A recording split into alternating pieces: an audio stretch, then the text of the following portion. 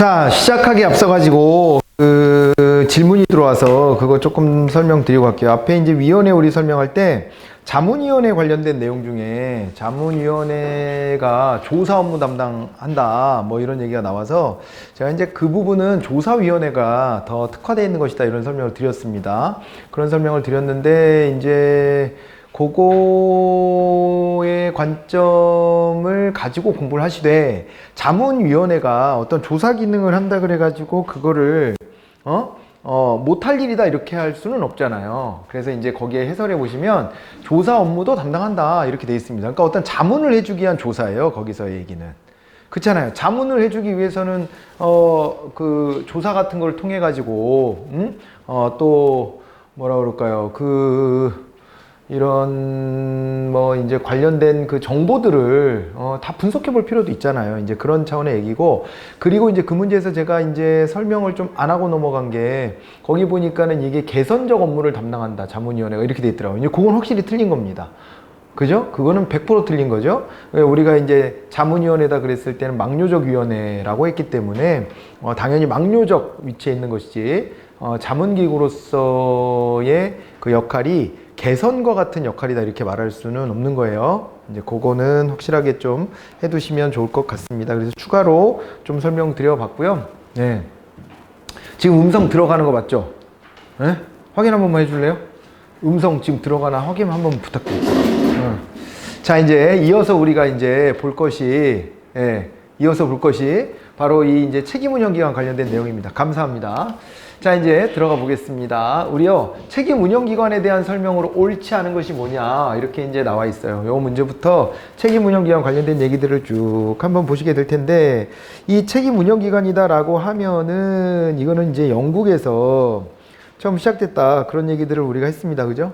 영국에서 요게 이제 넥스트 스텝스 개혁의 일환으로 시작이 됐다. 그런 얘기를 했었는데, 요게 말입니다. 이 넥스트 스텝스 개혁이라고 하는 게, 얘가 뭐예요? 이게 결국에는 신자유주의적인 개혁 아닙니까? 맞죠? 신자유주의적인 개혁이고, 그 신자유주의적인 개혁을 통해서 달성하고자 하는 행정 가치는 효율성, 능률성이었을 겁니다. 분명히. 그렇게 됐었을 텐데, 이제 요 흐름을 우리나라도 열심히 받아들여요. 우리나라는 여전히 신자유주의의 기세가 등등한 정말 지구상에 몇 안 되는 나라? 이렇게 봐야 될 겁니다. 여전히도 영향력이 있어요. 근데 한동안은 이제 이게 흥미로운 게 이런 거였습니다. 우리나라가요, 진보 세력이 집권한 다음에 오히려 진보 세력에 의해서 이 자유주의적인 개혁이 추진됐다는 거예요. 그 전에 보수 세력이 집권하고 있을 때를 한번 생각해 보세요. 그때는요, 중앙정부가 이 권력을 확 휘어잡고, 그리고 그 힘을 바탕으로 해서 경제개발을 막 이끌어내고 막 이런 역사가 있었잖아요. 그러니까 그때 보면 오히려요, 정부 개입을 굉장히 찬성하는 쪽이었어. 그렇잖아요. 그게 우리의 특수성이에요. 우리 이제 발전도상국의 맏형격인 우리나라가 가졌던 그런 그 특성이라고 한다면, 이게 다른 나라랑 달리, 다른 선진국들과 달리 말이죠. 우리는 정부 주도형 성장을 했기 때문에 보수 세력, 그 당시가 이제 보수 세력이라고 보여지죠? 그때 집권했던 세력들이 지금까지도 보수 세력이 승계하는 것처럼 말하고 있으니까, 그리고 뭐 정당의 역사나 이런 걸 봐도 마찬가지고 뭐 이렇게 이제 내려오는데 거기는 오히려 자유주의적이지 않았다는 거예요.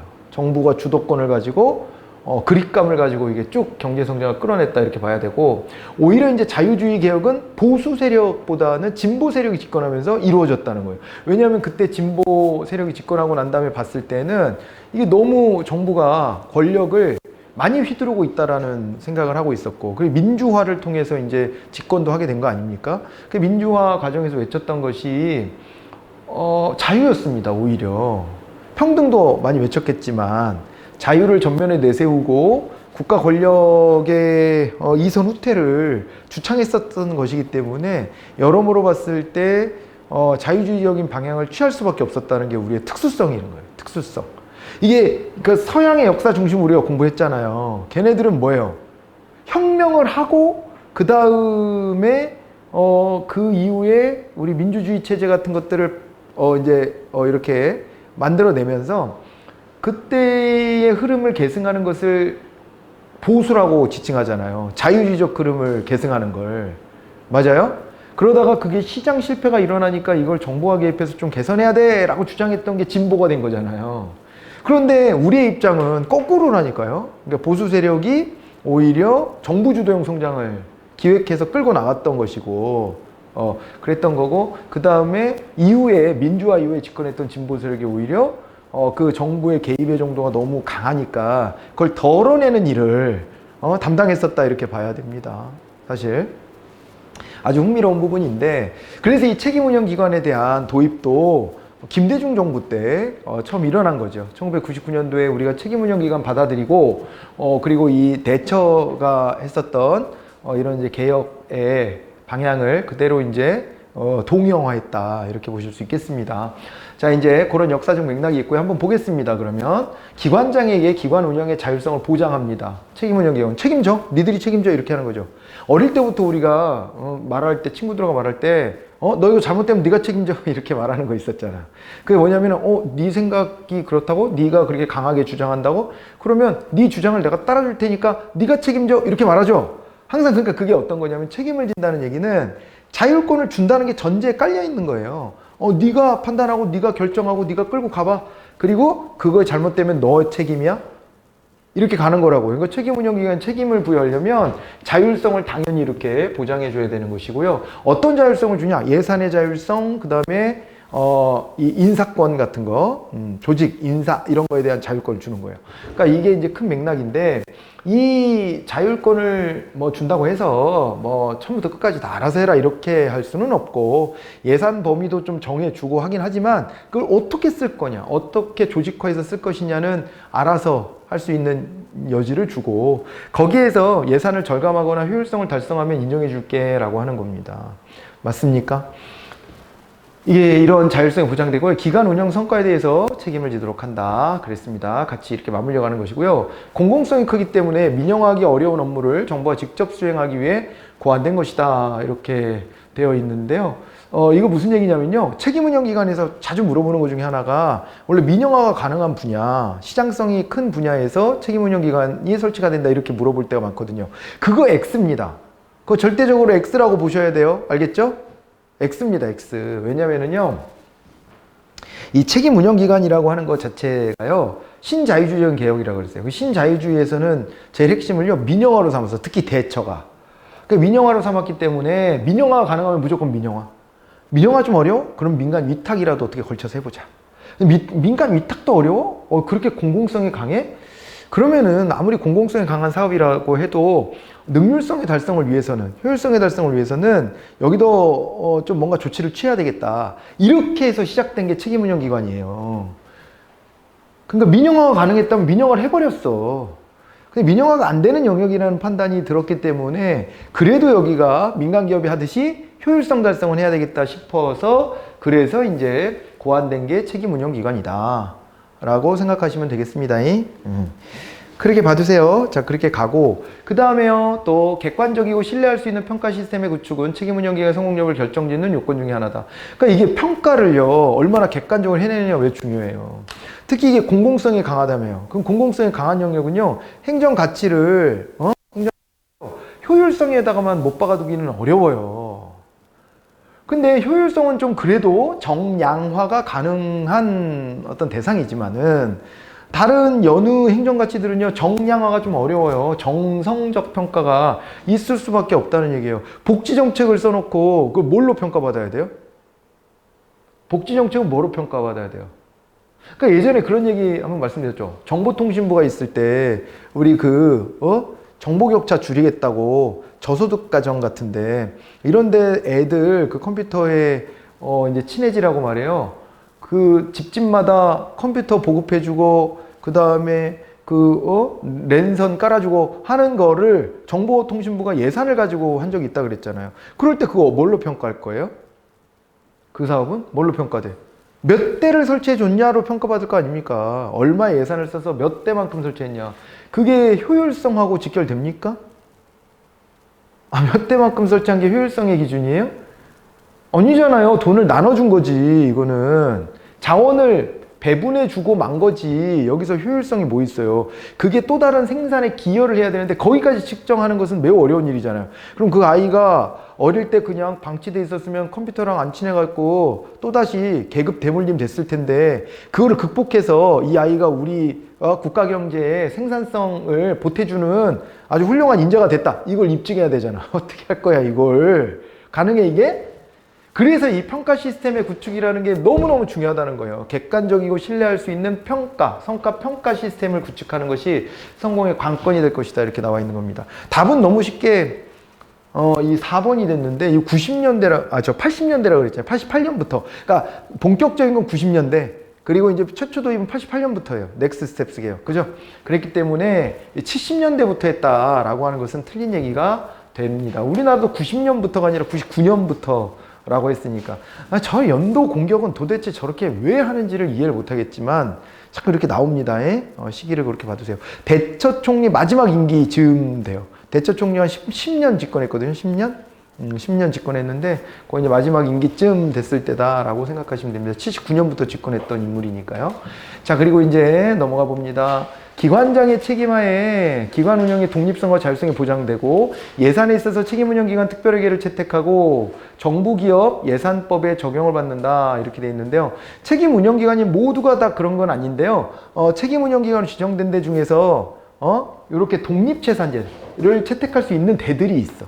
그러니까 독립채산제라고 하려면 독자적으로 수입원을 확보하고 그걸 바탕으로 뭐 독자적으로 예산을 굴릴 수 있는 능력이 있어야 되거든요. 이제 그게 되면은 거기를 특별회계로 따로 관리해 주는 거예요. 책임운영기관 특별회계. 이렇게 해주고 그리고 이제 정부 기업처럼 취급해 주는 거예요. 여러분 있잖아요. 여기서 말하는 정부 기업은 어디를 말하는 거예요? 여기서 말하는 정부 기업은요. 이걸 다른 말로 하면 정부 부처형 공기업이라고 하죠. 정부 부처형 공기업이라고 하고 이 정부 부처형 공기업이다라고 하면은 이 정부 조직 내에 존재하는 겁니다. 사실은 정부 조직인데 정부 조직 내에 존재하는데 이 별도의 무슨 기업처럼 별도 사업을 진행하는 거예요. 그래가지고 뭐가 있냐면 우리나라에 보면 지금 현재 우체국에요. 우체국 우편 사업이 있고요. 그 다음에 뭐가 있냐면 우체국에 예금 업무가 있어요. 예금 사업이 있습니다. 요게 있고 그 다음에 또 뭐가 있냐면요. 양곡관리 사업이 있어요. 양곡관리 사업. 그리고 또 뭐가 있냐면은 정부 조달 사업이 있죠.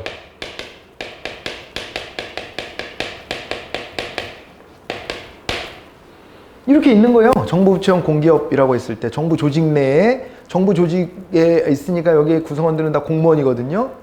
공무원들인데 이런 식으로 이제 4개의 조직 정도를 크게 떠올리시면 되고 여기다가 이제 플러스 해가지고 뭘 넣어주는 거예요? 책임운영기관 중에서 책임운영기관인데 책임운영기관 중에서 특별회계기관 있잖아요. 특별회계기관 여기를 정부 기업처럼 취급해 주겠다 이렇게 되어 있습니다. 알겠죠? 이제 그렇게 가기 때문에 그런 점에 비추어서 답을 구해 보시면 되는 거예요. 자, 이제 그 맥락으로 이제 접근해 봤을 때 2번도 일단 맞는 얘기입니다. 맞는 얘기가 됐고요. 설명 다 충분히 된 것 같고 그 다음에 기관 운영에 있어서 탄력적 회계 운용을 하고 그 다음에 운영 시스템의 개선 등을 통해 결과보다 과정 중심이냐. 요거는 거꾸로 됐죠. 요거는 거꾸로 된 겁니다. 결과보다 과정이다가 아니라 과정보다 결과다 이렇게 가야 됩니다. 과정보다 결과다. 됐나요? 과정보다는 결과다. 그래가지고 이 결과적으로 효율성을 달성했냐 이걸 보는 것이지 과정에 치중하지 않습니다. 과정에 치중하면 우리가 민주성 같은 걸 봐야 되겠지 아마. 그렇지 않나요? 근데 그거에 관심 별로 없어요. 이거는 효율성, 능률성을 위한 신자유주의적인 개혁이었다라고 봐두시고 시장 경쟁의 원리 도입을 통해 행정 서비스의 질 개선 및 결과에 대한 책임을 강화하고자 하는 것이다. 여기도 결과라고 나왔네요. 그래서 답은 3번이었습니다. 자, 그리고 81번도 이제 유사 문제인데 우리나라로 이제 국한해서 한번 볼까요? 신공공관리론의 조직 원리에 따라 등장한 성과 중심 정부 실현의 한 방안으로 도입됐다 이렇게 볼 수 있겠죠. 신공공관리론의 조직 원리라고 했습니다. 네, 조직 원리에 따라 등장한 성과 중심 정보 실현의 한 방안이다. NPM식 개혁입니다. 확실한 건. 그리고 결과, 성과 이런 것들에 이제 치중하는 것이고요. 그 다음에요. 책임 운영 기관의 장에게 행정 및 재정상의 자율성을 부여하고 그 운영 성과에 대해서 책임을 지도록 하는 행정기관을 말한다. 이렇게 나와 있습니다. 네. 어때요? 행정, 재정상 자율성 부여한다. 앞에서도 공부했습니다. 운영 성과에 대해 책임지도록 한다. 다 말했습니다. 그죠? 그리고 행정기관이라고 얘기했습니다. 민영화하는 게 아니라. 자, 그리고 책임운영기관은 사무 성격에 따라 조사, 연구형, 교육훈련형, 문화형, 의료형, 시설관리형, 그 밖에 대통령령을 정하는 기타 유형으로 구분된다. 이렇게 되어 있는데, 이것도 맞는 얘기거든요. 우리가 이제 책임운영기관을 어떻게 나눠야 된다 그랬냐면, 앞선 시간에 공부했던 얘기인데 다시 한번 써보겠습니다. 이제 우리나라의 책임운영기관이다라고 하면, 요게 이제 중앙 책임 운영 기관과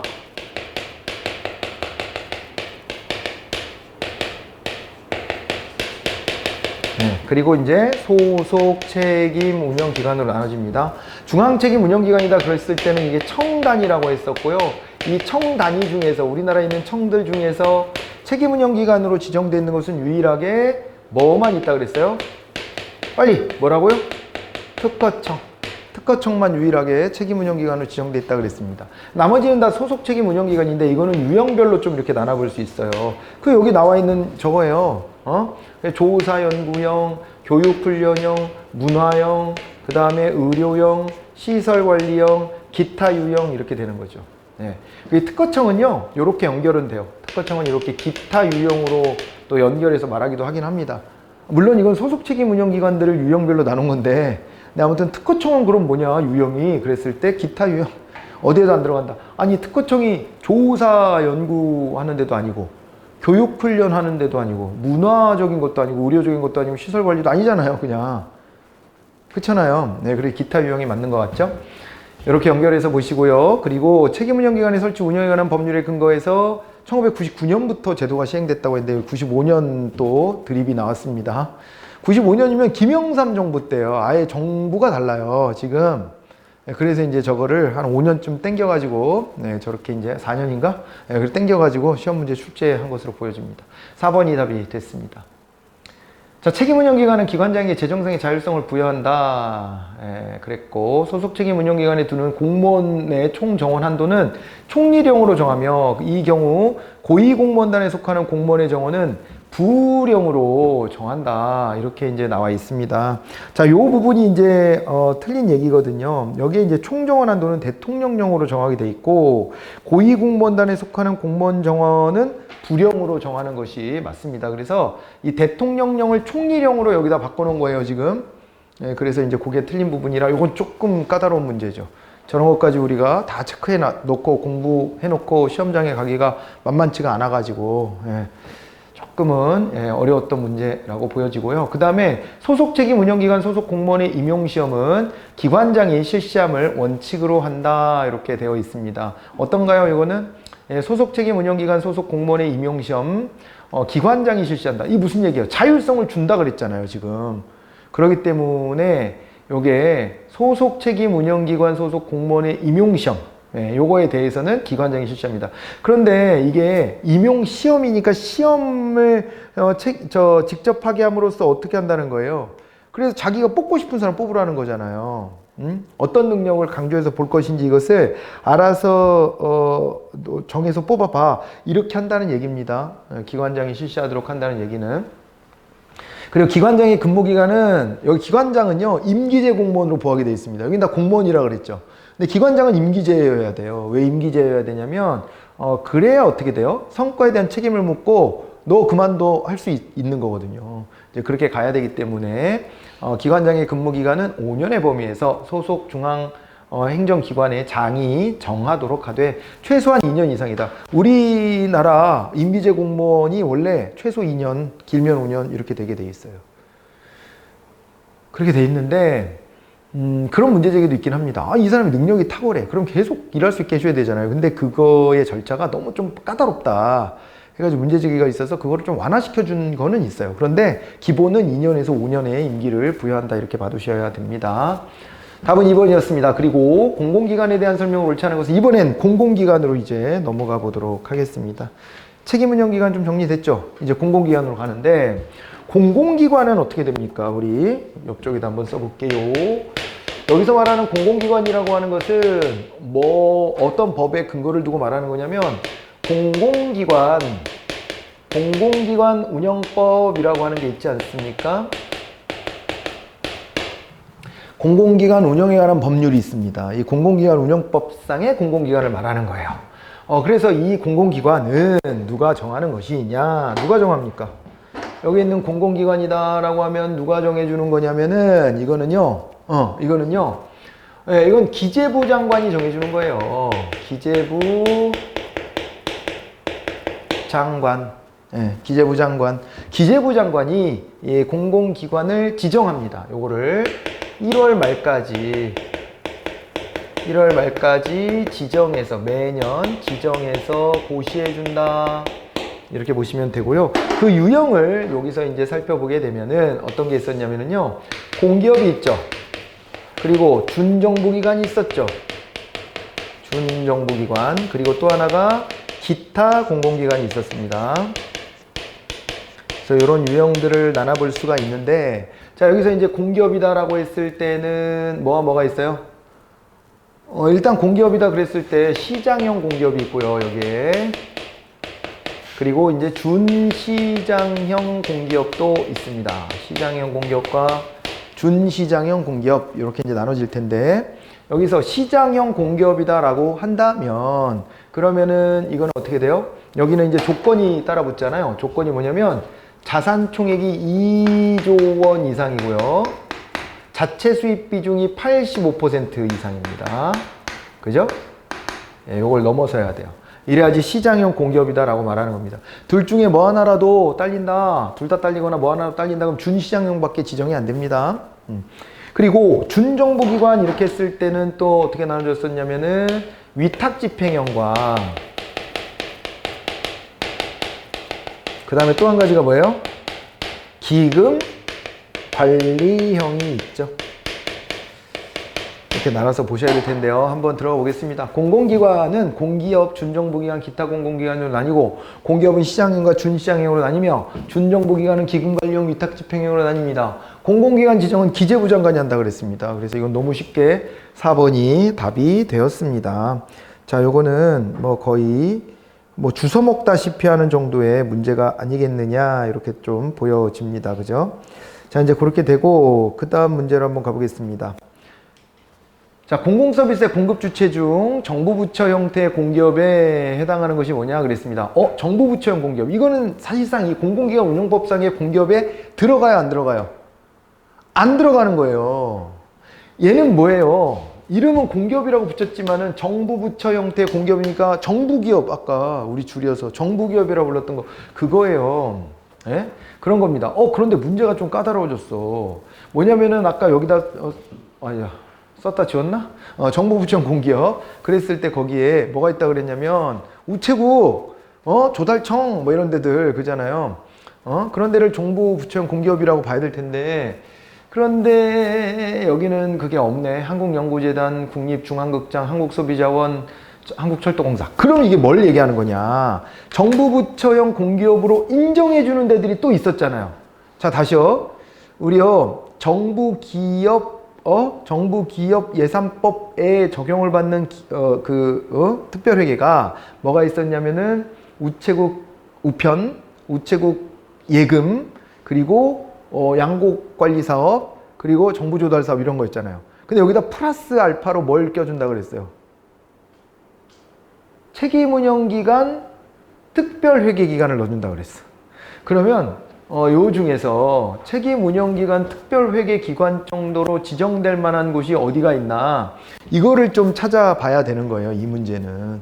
그래서 문제가 되게 까다로워졌는데 답은 2번이에요. 국립중앙극장이 요게 이제 문화형 기관으로서 책임운영기관이 되는 거죠. 책임운영기관이. 그 중립중앙극장 같은 경우에는요, 독자적인 어떤 이 특별회계를 가질만 합니다.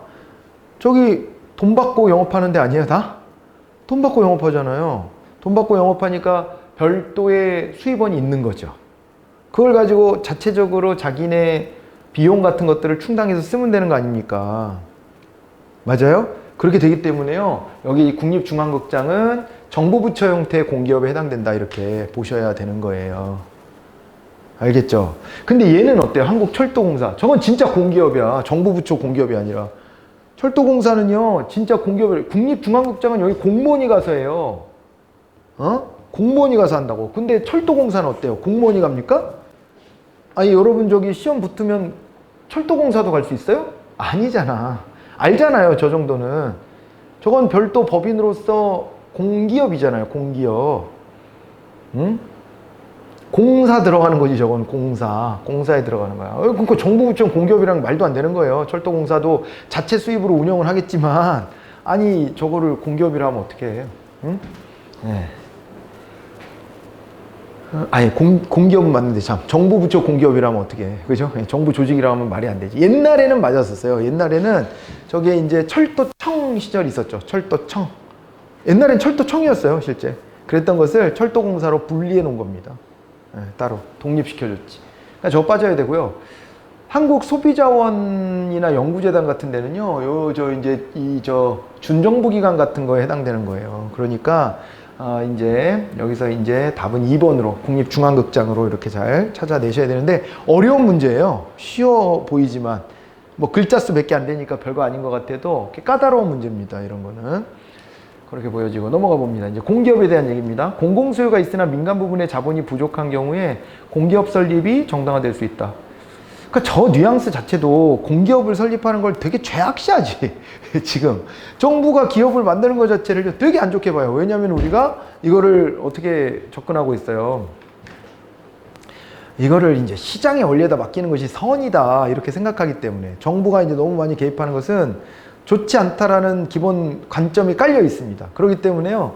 야, 공기업 원래 그렇게 막 함부로 설치하고 그러면 안 되는데, 안 되는데 이거 지금 뭐 어떻게 된다는 거예요? 예, 그런데 저기 요거 만약에 공공의 수요가 있어. 근데 민간 부분이 들어오기에는 돈이 좀 딸려. 그러면은 공기업 형태로 만드는 거 가능하지 않아? 뭐 이런 식의 이제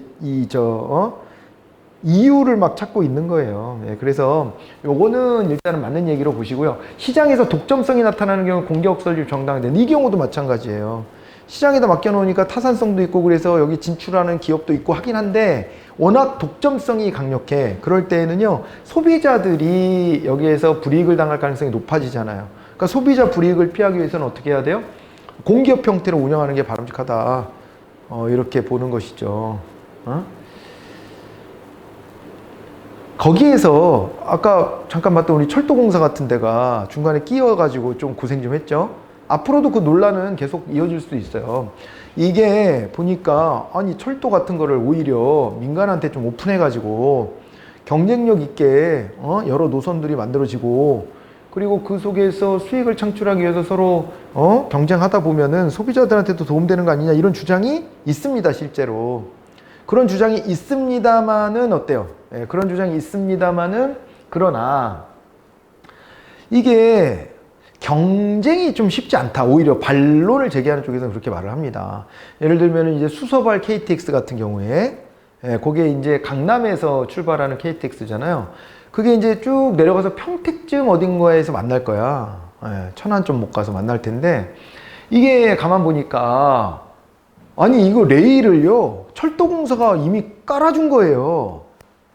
깔아주고, 열차 도입까지도 아마 개입했던 걸로 제가 들었던 것 같아요. 그러고서 그거를 그냥 운영권만 민간한테 넘겨준 거예요. 아니, 그러면서 정부가 그 당시에 이제 설명했던 건 뭐냐면요. 여기 민간 사업자가 들어오게 되면 기존의 서울역 출발 KTX하고 경쟁할 것이다. 더 쾌적한 곳으로 손님들이 몰릴 것이다 라고 했지만은 이거에 대한 비판이 있었던 것은 어떤 거냐면요. 자기 동네랑 가까운 데 거 탄다.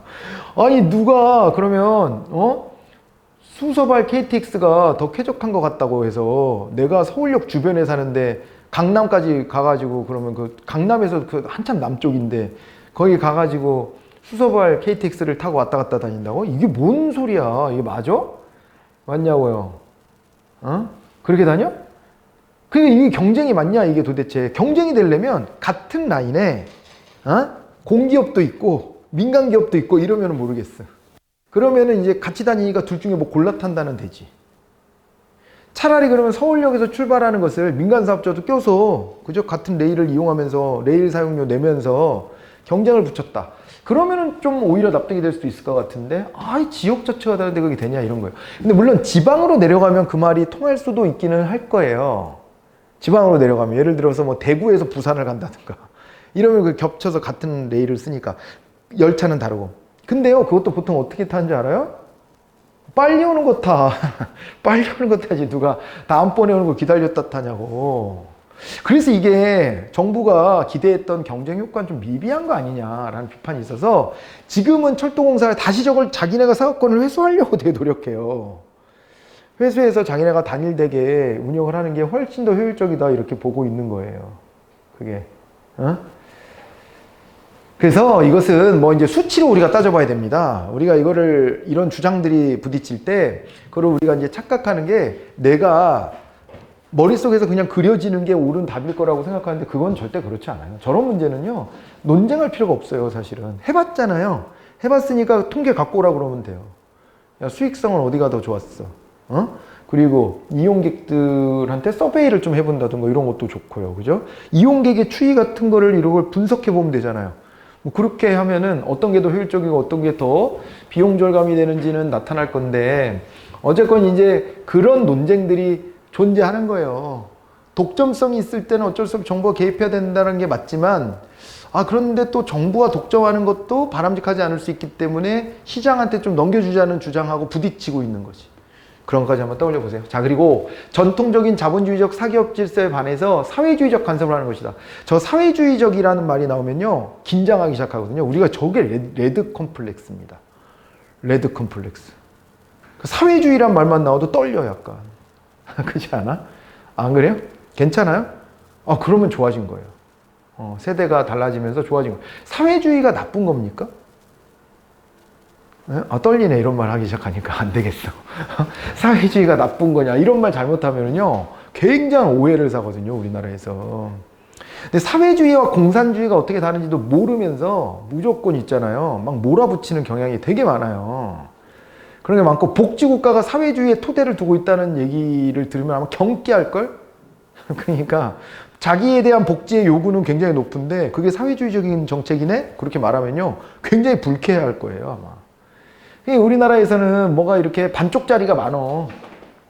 이게 남북 분단의 현실입니다, 그게. 세계에서 유일하게 아직도 이데올로기로 분단되어 있는 나라가 우리나라니까 말을 하는데 자꾸 자기 검열을 하게 되고, 그렇게 되는 거죠. 그래서 저 말을 피해서 자꾸 이제 말을 만들어내고 그러는 건데, 근데 우리 기출문제에서 용감하게 냈어. 21년도 국가직 문제 아닙니까? 여기에서 용감하게 냈어. 이거 사회주의적 간섭이야? 이렇게 학술적으로는 당연하게 저거를 드라이하게 말해야 되는 거예요. 그냥 무미건조하게. 사회주의 맞지? 이렇게 봐야 되는 거예요. 그죠? 이게 이제 어떻게 보면은 효율성보다는 형평성에 초점을 맞춰서 많은 사람들이 이제 공공의 이익 차원에서 제공받을 수 있어야 되는 그런 영역이다라고 보기 때문에 이게 사회주의적 간섭이다 이렇게 말하는 건데, 공기업 자체가 존재하는 게 바로 그런 이유잖아요. 공기업은 뭐라 그랬어요? 저 공짜가 공익성을 추구하는 것이고 기업은 영리 추구를 하는 겁니다. 이 두 가지가 사실은 상충됨에도 불구하고 이 두 가지를 동시에 달성하려고 노력하는 것이거든요. 자, 이제 그런 맥락으로 접근해 보시고요. 주식회사형 공기업은 특별법 혹은 상법에 의해 설립되지만은 일반 행정기관에 적용되는 조직 인사 원칙이 적용된다라고 되어 있는데, 이게 공기업을 나눌 때 또 학술적으로 보면은요, 아까 우리 정부 부처형 공기업이라는 게 있는 것처럼 주식회사형 공기업이라는 말도 하고요, 공사형 공기업이라는 말도 해요. 그렇게 세 개로 나누는 거거든요. 그러니까 우리 법적으로 보면, 다시요, 정리 잘 하셔야 돼, 이거. 다시 정신 차리시고 잘 들어보세요.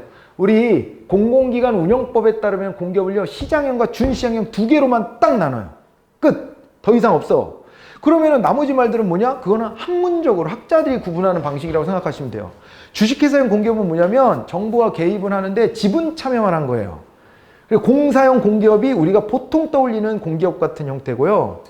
정부 부처형 공기업은 사실은 이거 별도 기업이 아니고 정부 사업의 한 가지예요. 그냥 정부 조직 내에서 행하는. 그런데 이게 하는 일이 공기업스럽네? 그래가지고 공기업 아니야? 뭐 이렇게 학문적으로 접근한 겁니다.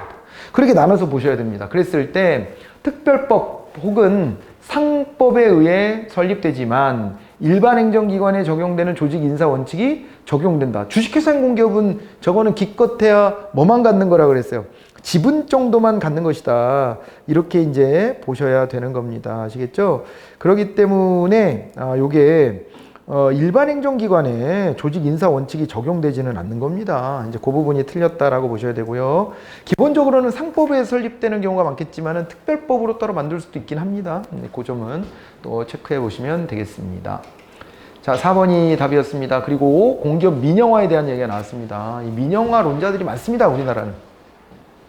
아까 철도공사 얘기도 잠깐 말씀드렸지만, 그죠? 그게 사실은요, 저는 이렇게 판단합니다. 제 그냥 개인적인 생각을 물으신다면, 안 궁금하겠지만, 물으신다면은, 그게 철도공사 민영화의 첫 단추를 끼고 싶었던 거지, 실제로 수소발 KTX가 경쟁 효과를 가져올 것이다라고 생각하진 않았을 거라고 봐요.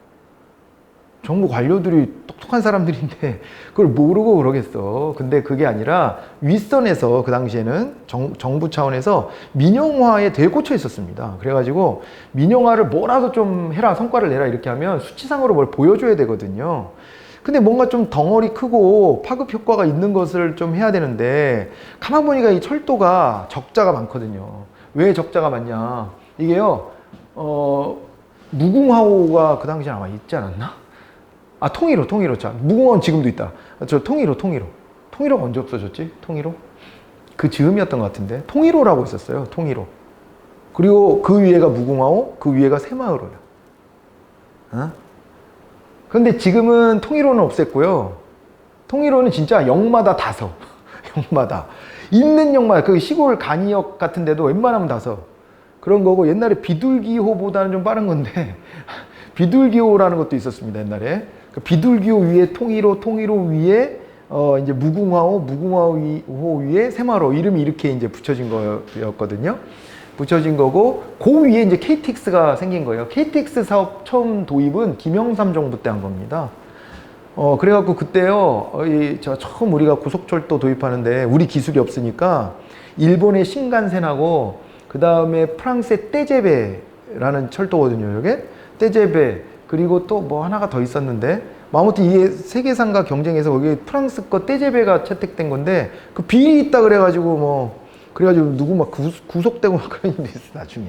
근데 아무튼 그거를 뭐 단군 이래 최대 사업이다 뭐 이런 식으로 얘기하면서 고속철 사업에 나섰던 건데 지금은요 우리가 이음 뭐 이런 거 있죠. 산천 이음 이런 거요 우리나라가 만들어요. 현대 쪽에서. 그래서 지금 우리 기술로 이런 그 300km 이상 가는 철도를 직접 만들지만 그때는 그게 없으니까 그래서 이제 프랑스 거 처음에 갖고 와가지고 시작했던 일이에요 이게. 그래서 그때 언론에서도 크게 다루고 그랬었던 일입니다. 이제 그게 이제 도입이 돼서 그 위에 이렇게 있는데 현재 보니까요 흑자가 나는 건 KTX만 흑자가 나. 나머지 다 적자예요. 그런데 이게요 공공성이 있다며요. 공공성이.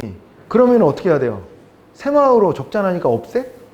그 밑에 무궁화호 없애야 되나? 이거요? 무궁화호가요 싸고 좋아.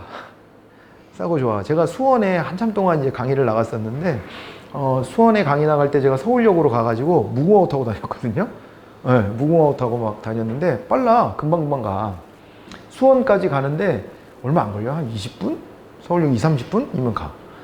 네. 그래가지고 제가 강의하던 데가 수원역 바로 앞에 있었으니까 너무 좋았죠. 그렇게 타고 다니면. 근데 진짜 약간 열차가 좀 썩음썩음하고 그리고 어쩔 때는 막 찌릉내 비슷한 냄새가 나기도 해. 막 이게 이래도 되나 싶을 정도의 쾌적성은 좀 떨어집니다. 그렇기는 하지만은 이게 이제 충분히 이제 요금이 싸고 이러니까 그 2천 얼마인가 내면 거의 수원까지 가. 그렇게 짧은 시간에. 그러니까 너무 좋죠. 근데 KTX로 수원까지 간다고 생각해 보세요. 수원 역으로 KTX 자체가 직방으로는 안 지나가고요. 원래. 그러기도 한데다가 아무튼 그래. KTX 라인이 전국에 다 깔려 있는 건 아니니까 그렇게 따지면은 기존의 이용자들이 상당히 불편함을 겪을 수가 있는 거거든요. 그리고 그 열차 타보면은 충청권에 이렇게 대학들이 많아가지고요. 그 충청권 대학생들이 그 열차 타고 통학하는 것 같더라고. 그 시간대 잘못 맞으면요. 학생들 막 거기 장난 아니야. 복도에 막 앉아있고 막 장난 아닙니다. 이제 그런 정도로 사람들이 많이 이용해. 근데 이거를 다 없애야 되는 거예요. 타산이 안 맞아서. 싸게 받으면서 그거 하려니까 안 되는 거야. KTX는 되게 비싸잖아요. KTX. 예. 그래가지고 KTX 같은 경우에는 제가 막 목포 같은데 이제 갈 일이 있어 출장 가고 그러면 목포 같은 데가 5만 얼마씩 했던 것 같은데 편도가. 그러니까 왕복하면 10만 얼마야. 제주도 가는 비행기가 더 싸, 잘 찾으면. 그러니까 이게 보통 일이 아니에요. 그렇게 타고 다니는 게. 되죠. 그러니까 이게 민영화를 한다 그랬을 때 어떤 얘기까지 나왔냐면요. KTX만 떼어서 민영화할까? 그런 얘기 나왔는데 당연히 욕먹었지. 그러면은 적자라는 것만 움켜쥐고 정부가 그걸 다 메꿔줘야 되는 것이냐, 일반에게해서. 그런 문제가 나옵니다. 지금은 KTX가 돈 벌어서 그걸 메꾸는데. 그리고 이걸 왜 민영화하는 거야? 그럼 돈 되는 거를? 그냥 정부가 하지? 안 그래요? 정부가 하지 왜 민영화하는 거야, 그러면? 민영화하면 정부가 할 때 그 비효율성을 극복할 수 있다는 건데. 아니, 어쨌든 흑자가 나면은 그냥 정부가 하면 되잖아. 이런 논의들 때문에 잘 안 된 거예요. 이제 그렇게 보시면 됩니다. 그래서 한번 들어와 볼게요, 이제. 공공기관 경영평가를 받잖아요. 그랬을 때 3년 연속 최하위 등급을 받은 공기업은 공공기관 운영에 관한 법률상 민영화해야 되냐? 저런 규정이 없거든요, 그냥. 없는데 그럴싸하게 만들었어요. 만약에 이거 이렇게 하잖아요. 경영평가 3년 연속 최하위 등급을 받았다. 이거는 사실상 적자가 날 수밖에 없는 사업을 정부가 움켜쥐고 있는 건데 적자가 난다고 해가지고 해서 이거를 다 없애야 되는 것이냐. 그럼 공기업 설치의 정당성에서 좀 멀은 얘기 아닙니까? 저런 기준은 둘 수가 없는 거예요. 응? 저런 기준은. 공기업 중에 흑자 보는 데가 몇 군데나 있다고. 심지어 한전 같은 독점기업도 적자래잖아. 그러니까 한전이나 철도공사가 똑같은 고민인 건데 요금을 못 올리게 해서 그래요.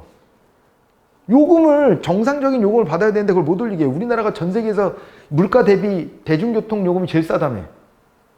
솔직히. 아, 그렇대요. 모르고 있었어? 되게 싸대잖아요. 응?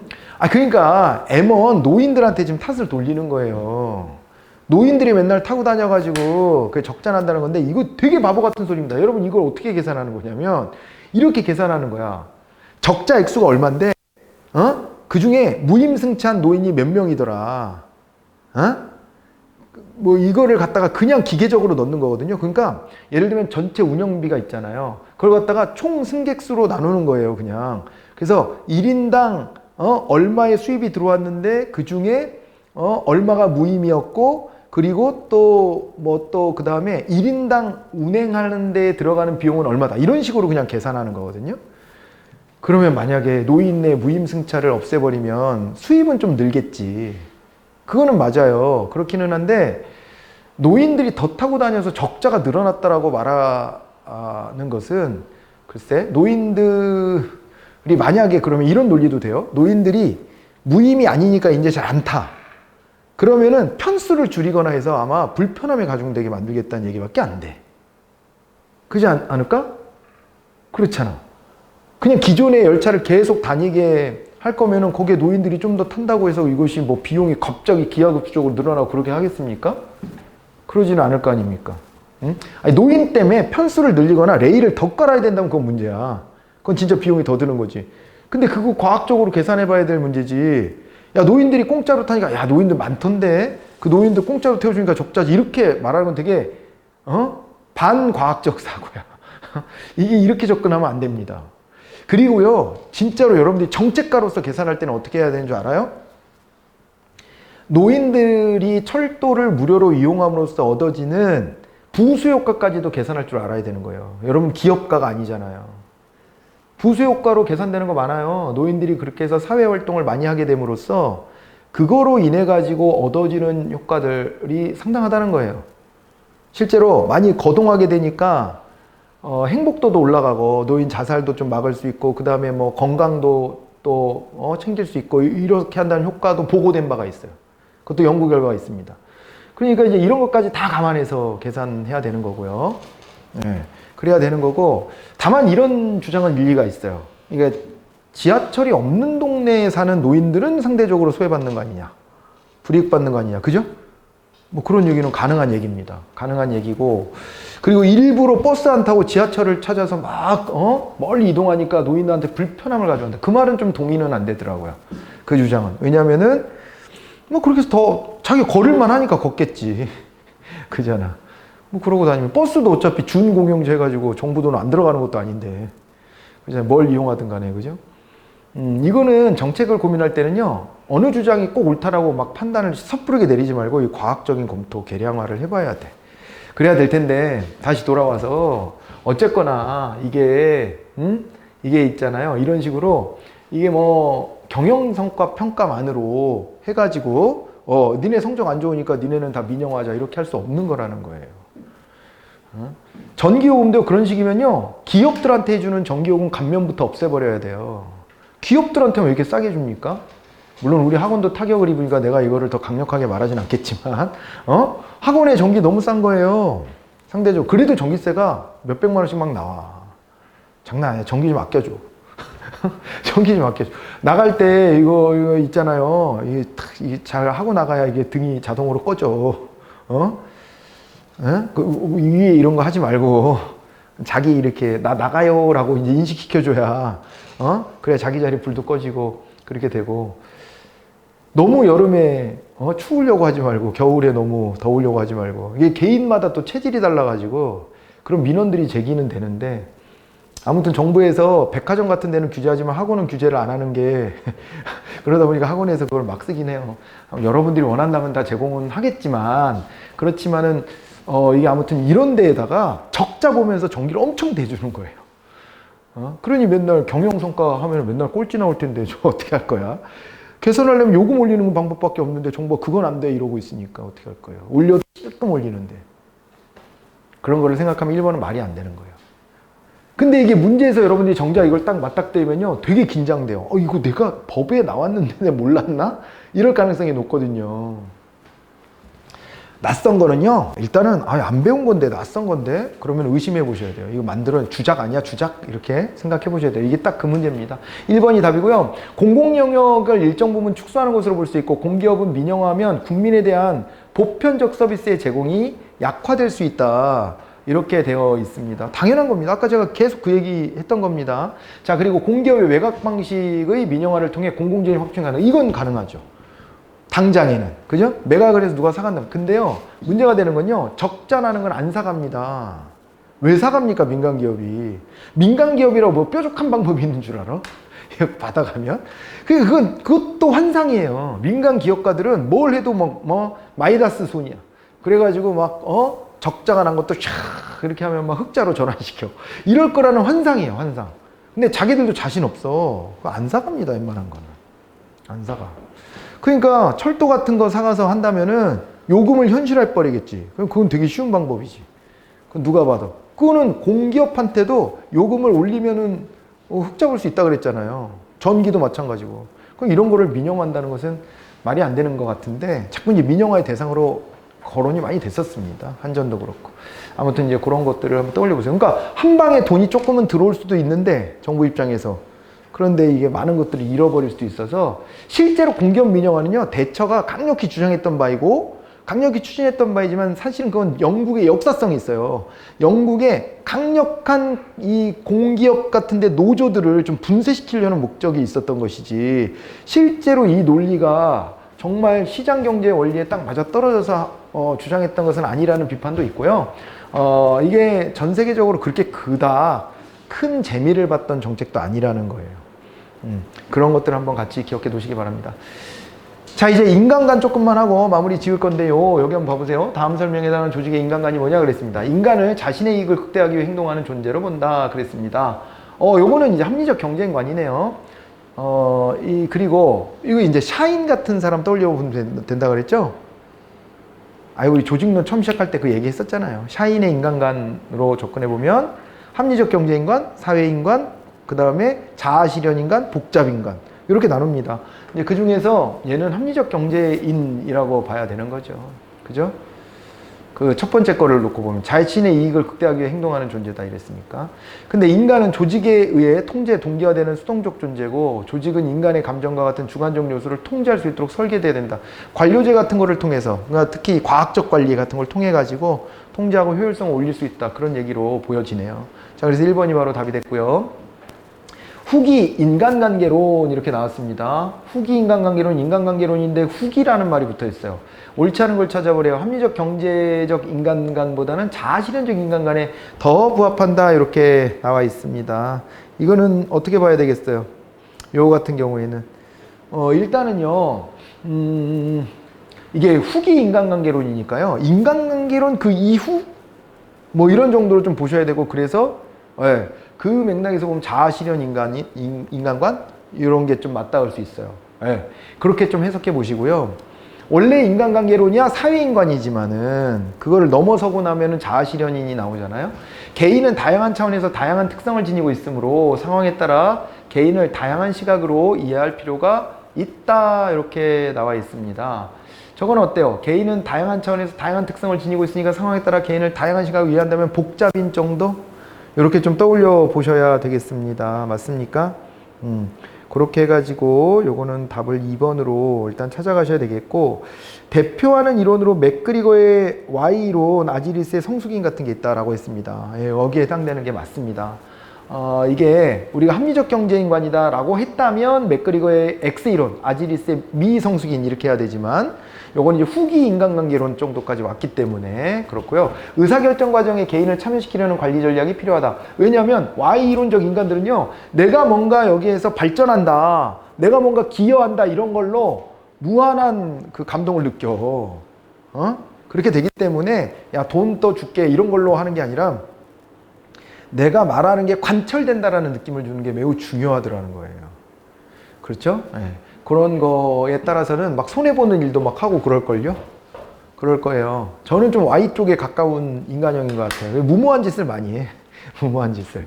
힘들어. Y 이론적 성향을 가졌으면은 뭔가 자꾸 도전하고 깨져보고 뭐 그러는 과정에서 힘들어져요. 진짜로 X 이론이 합리적인 건 맞아.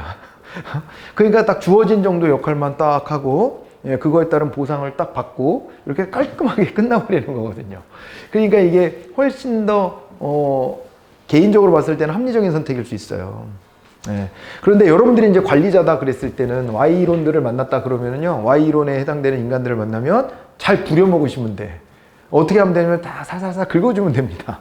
일단은 당신 덕분에 우리 조직이 정말 발전하는 것 같아. 뭐 이런 거 있잖아요, 그죠? 예? 당신 없던 시절은 아주 상상하기도 어려워. 뭐 이런 얘기를 하면 너무 이건 좀 그러네? 오그라드네? 근데 이제 그런 식으로 뭔가 있잖아요. 그 만족감을 자꾸 주는 거예요. 그런 정도의 만족감, 심리적 만족감 같은 거. 이런 것들을 주게 되면은요, 정말 열심히 최선을 다할 거예요. 그런 거를 한번 떠올려 보실 수 있는 그런 대목입니다. 자, 그래서 답은 2번이었고요. 자, 이렇게 해서 이제 마무리를 해 놓겠습니다. 어디까지 한 거냐면요, 이제 우리가 이 조직관리 이론으로 좀 접어든 건데, 조직관리 이론으로 접어들어가지고 그래가지고요, 예, 이제 동기부여 이론을 본격적으로 봐야 되거든요. 이제 그 앞에까지를 일단 군부를 떼놓은 겁니다. 이제 다음 시간에는요, 동기부여 이론을 봐야 되는데 좀 길어질 가능성이 있습니다. 여기는 워낙 이제 많은 문제들이 출제가 됐었고 하기 때문에요. 요거를 또 이제 세세하게 들여다볼 테니까 푹 쉬셨다가 동기부여 이론으로 만나 뵙도록 하겠습니다. 수고 많으셨습니다.